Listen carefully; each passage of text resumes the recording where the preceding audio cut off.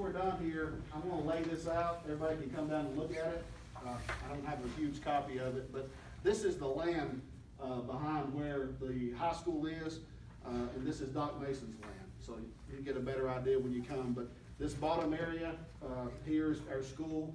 This first area that's more kind of rectangular shape, that's the area behind the football field that goes up into Allred Street and up in the woods. That's about 59 acres. Then this other area is 74 acres. That's more of a longer, I guess it's a long rectangle anyway. But that goes right up behind where the softball field is and straight up on the mountain up there. So the last conversation we had was he would be willing to sell us around 10 or 11 acres, what we needed down by the football field, for roughly $10,000 or $11,000 per acre. So that was an option we looked at. I heard some chatter through the county commission that said, hey, if they're gonna buy land, they need to buy all they can. So at that time, we asked, you know, Dr. Mason, would you be willing to sell more? At that time, he said, you know, tell me how much you want, then, you know, he'll talk to his family and see what they wanna get rid of. So I guess, what I'm asking for is, you know, the 10 or 11 acres for sure.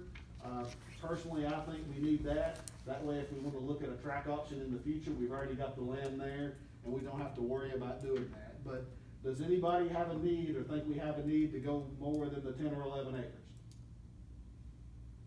I don't think it would be a bad idea to look at, because preparing for the future, you know, 10 years down the road or something, if we needed to update high school wise or something like that, then we have the land there and ready to go instead of having to deal with getting that at the time. But if we don't buy it, someone else will. That's right. And something we gotta really look at too is, I'm just using this one for an example here. Obviously, you all know this top area is all pretty much wooded.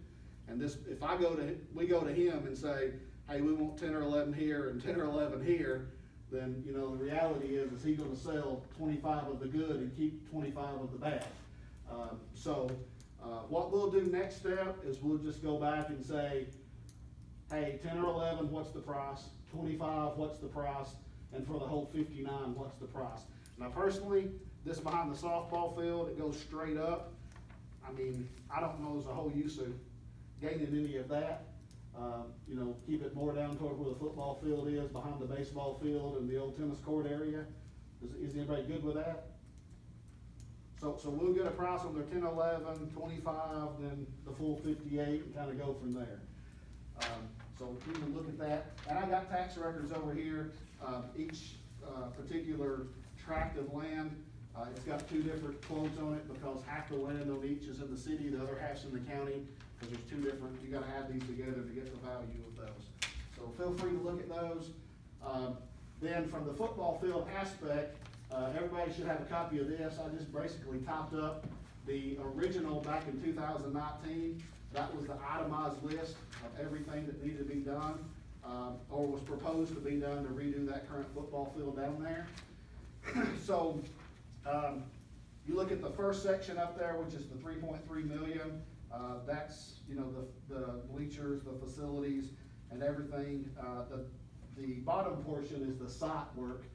When you start looking at the dirt, the sidewalks, the sewer, and all that stuff, and all that comes to about $930,000. So here's kind of the caveat we're in here is, obviously the county commission originally told us, hey, you know, we'll support the 4.3 million, the original option you had. Then I got some feedback from the county budget person that says, if y'all gonna do this, then some of the budget committee says y'all just need to use your fund balance money. So if we're in that particular situation, I don't feel comfortable using half of our fund balance money to do this. I do know those bleachers have to be replaced. There's no ifs, ands, or buts about it. They got to be replaced. So I think we had brought up, you know, hey, if we did the bleachers on our own, what does that look like? But I think somebody had said anything over $50,000, you have to have an architect involved in. The flip side of that is when you get an architect involved in there, then the architect's gotta do everything by law. So when they draw everything up from a restroom facility, the number of stalls, the ADA compliance, then they have to put a mandated certain amount of restroom that's in there. So I mean, I could take this number and say, hey, we were proposing, bleachers on the home side of 2,500 and 1,000 for the visitor. So I could bring that down to 2,000 for the home and 800 for the visitor. Then obviously that would reduce the cost, cause it's $225 per unit, which is basically $225 per person is the way it's laid out. So if I reduce that, that would reduce that cost, which in turn would reduce the cost of the facilities for the restroom needs, the concession area, square footage and size there. But, you know, it's not gonna cut it down, you know, to, I mean, you might save $1 million, $1.5 million.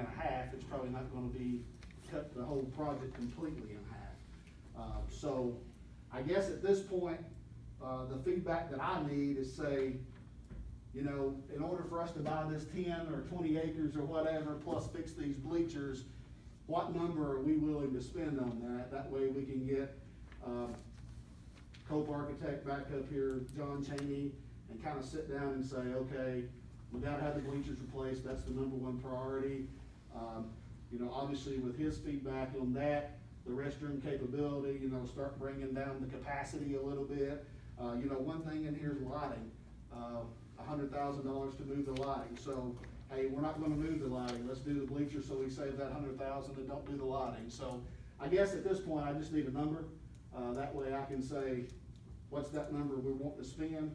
Then we just get with Cheney and say, number one, bleachers, you know, how do we fit all that in there to make all this work?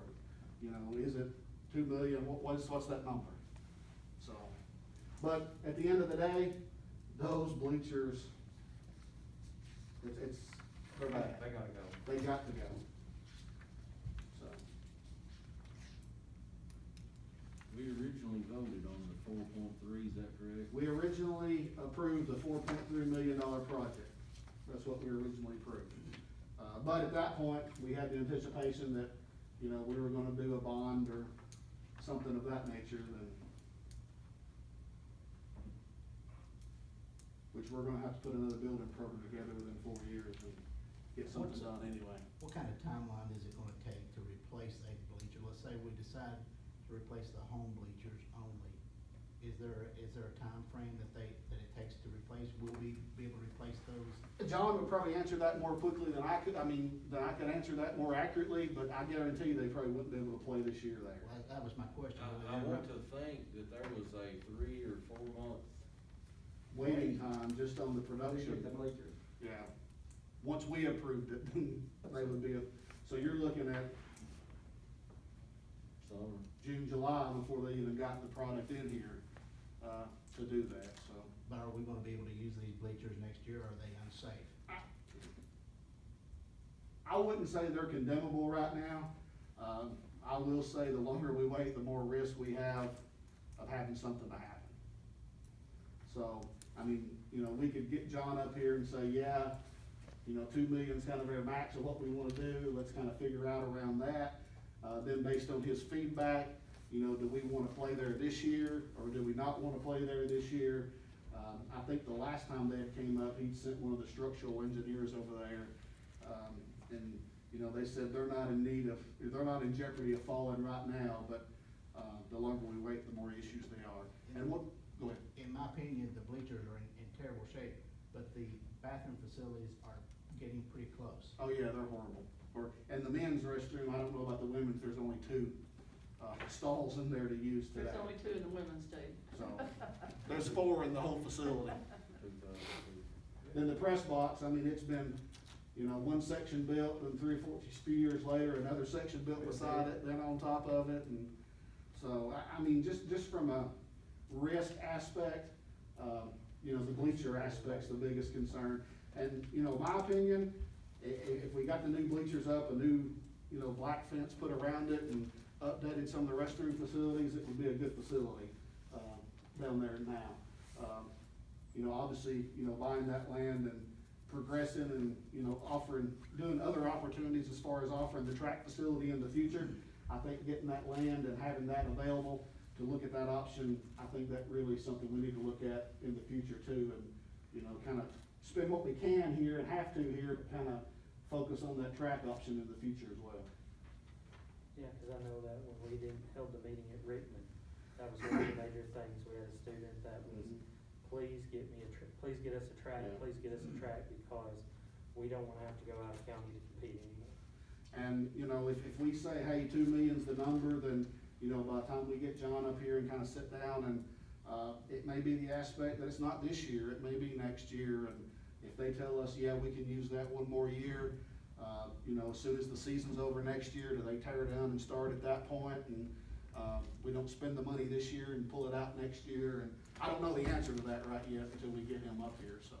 Well, look, and this is just my opinion, looking at these numbers, 2.3 is just a subtotal for the building cost, that doesn't count anything else.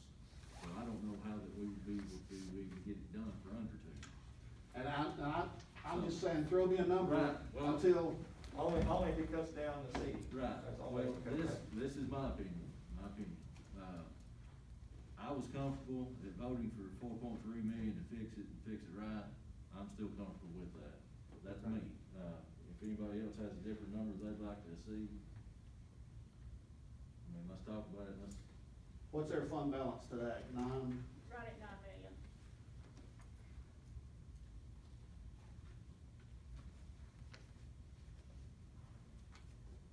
Which, I mean, I agree with Drummond on there, we need to do it right, but I understand people have come to me in the community and they're saying, that's an awful lot of money to spend on that amount of students. You've got 2,900 students here that, need things and need different stuff, and you're looking at, that's our main concern with the $10 million. Well, you're spending $10 million on this amount of students. Yeah, I understand that, but, you know, when you got a football game over there and you've got 2,500 fans in the stand, you run risk of No, and I something understand that happening. completely.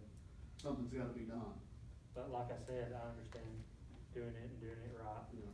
and I agree that we need to do that, but that's just the concerns I've been hearing from. And at the end of the day, I mean, if we go with that 4.3 like we originally planned, I mean, we could sit down with him again on top of that and say, hey, we're not gonna go 25, we're gonna go 2 and 8 and still cut that cost down, you know, from the 4.3, that's in there. So, and you look at it, there's a lot of contingencies built in there. I mean, there's a, 10% cost contingency, 5% escalation contingency, so there's percentages built in. Now, keep in mind, this was 2 years ago when this was brought up too, so, Mike, I do we mean, have any pre-COVID attendance numbers for the football games for either, for like both the? well, we had talked in the past about that, and it depends on the year they have. I mean, if they have a great year, then you can't find a seat over there. And the home is 18 right now, and the visitor side, I think, is like 6 or 750. Now, the visitors don't get near as packed out as the home side does, but if they have a good year and they're having playoff and hosting district games, then there's people standing around the fences, and it's so packed over there. But years that they're rebuilding and stuff, you may not have I would that really, aspect. I would really hate to cut back on the home attendance. Yeah, I do too. Capacity. And something we need to look at too is, you know, not only is it high school and 50 on the team, I mean, we have kids and even fans that use it for the middle school, the outlaw football, and there's a ton of people that goes over there through a football year other than just the high school football, that's out there, so. My only concern is the risk that we run into if we don't do something and get it done. And like you said, that was one thing Shani told us every single time, there are costs built into this that are above and beyond that you may not have to pay. Right, so, and who knows, I mean, we get in there and we might save $500,000, by the time we start doing that. And to your point, if we wanna keep the 25 and cut the, you know, visitor back down to 750, it's gonna save some. And could that 750 be increased at a later date? Possibly, since they're Put that on aluminum. section. Yeah, since they're aluminum, you could pour the concrete and put the section there later. And one thing we talked about after this was drawn up, some feedback from the community was putting the home side on where the visitor is now. Swap And the visitor on the home side, because the sun's right in the home team's eyes and the home fans' eyes when they start a football game. And, so just give me the direction on which way to go. If we wanna stick with this number, meet with Cheney and start doing the work and trying to save as much as we can off of this number. But we just need to move in a direction. We do, and that's my whole point, it's been drug, and we need to go, we're gonna have to go forward. I don't want it to back up and start the process Yeah, again. and this land aspect has nothing to do with this, and we That's can talk correct. about that as a separate entity as far as buying that and working through that, because we don't have to wait to do anything on that aspect of it. I'm like John, I think we talked long enough on the football deal, we need to move. So we good just to bring Cheney up and kind of sit down and start planning the work and trying to save where we can save? Sure. Okay. Then this is down here for anybody to look at, as far as that land option and everything too, so. And anybody, I'll call John and find out the quickest he can meet with us, and I'll let everybody know, and anybody wants to be here, can be here for that, so. I would like to say that I don't wanna give up on the hopes of having a track and Oh, honor me Diane either. Sapper. That's- I do too, I want. This is why I want this done, so. In honor of Diane Sapper, I'd like for us at some point to accomplish a track for the. Absolutely. Academy. Absolutely. Good deal. Thank y'all.